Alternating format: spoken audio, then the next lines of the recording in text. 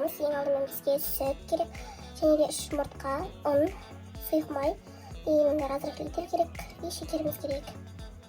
Ал енді сүтімізді алып, 300 грамм сүтімізді алып құятын боламыз.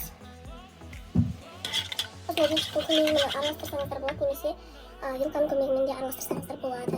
Ал енді жұмыртқамызды саламыз. 3 жұмыртқа саламыз.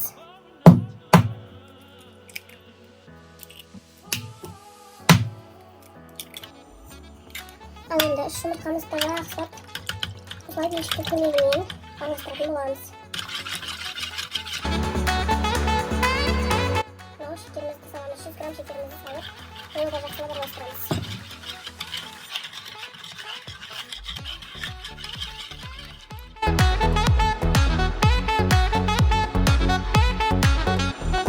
Жаңағы сұйықтығымызды осы бір шетке қойып, мына ұнымызды аламыз.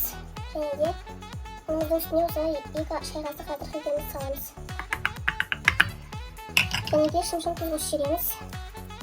Ал енді жақсылап жайлап жайменен салатын боламыз. Ұнымызды міндетті түрде електен өткізіңіздер.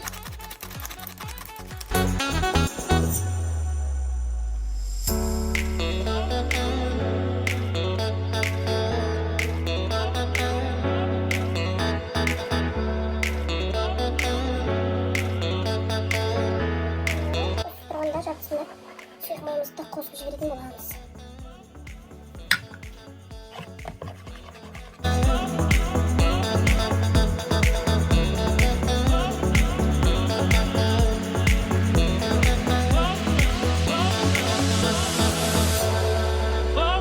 Осындай жұмсақ құймалы жүн аса шығу керек.